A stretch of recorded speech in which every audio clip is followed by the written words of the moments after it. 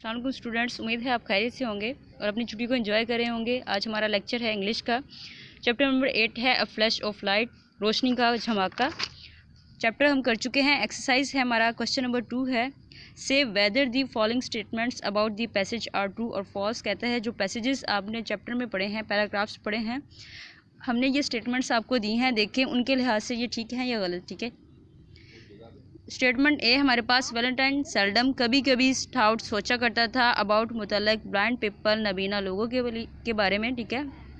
कहता है कि ब्लाइंड पीपल्स के बारे में वैलेंटाइन कभी कभी सोचा करता था, लेकिन जबकि हमने पढ़ा है कि वैलेंटाइन बहुत ज़्यादा सोचा करता था, तो ये हमारी स्टेटमेंट गलत हो गई। ठीक है, ये फॉल्स स्टेटमेंट है।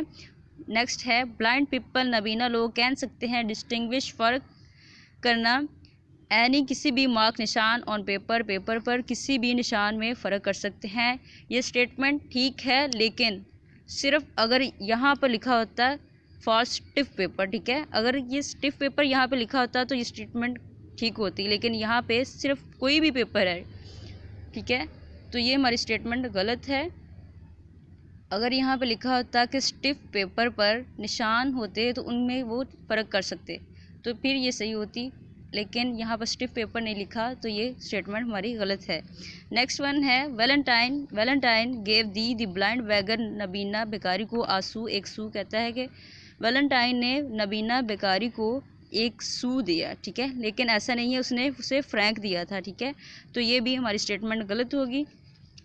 और चौथा है हमारा, a sou is of more value than a franc. कहता है कि जो सू है उसकी वैल्यू या उसकी कदरों कीमत जो है वो फ्रैंक से ज़्यादा है। ऐसा नहीं है, फ्रैंक जो है वो सू से बहुत ज़्यादा है। इसकी मिसाल आप यूँ लें, अगर हम एक फ्रैंक को 100 लें तो हमारे पास सू जो होगा वो उसका 20th पार्ट होगा। ठीक है, हम अगर 100 को 20 पे डिवाइड करें तो हमारे पास 5 आता है, यानी कि 100 में से 5 रुपये जो हैं वो एक सू के बराबर होते हैं, और 100 जो है हमारे पास वो फ्रैंक है। ये हमारी स्टेटमेंट भी गलत है। ये तमाम की तमाम स्टेटमेंट्स गलत हैं, और आपने इस आज के लेसन का होमवर्क भी करना है और आपने इसे अपनी नीट कॉपीज़ पे भी लिखना है। ठीक है, उम्मीद है आपको समझ आ गई होगी। अल्लाह हाफिज़।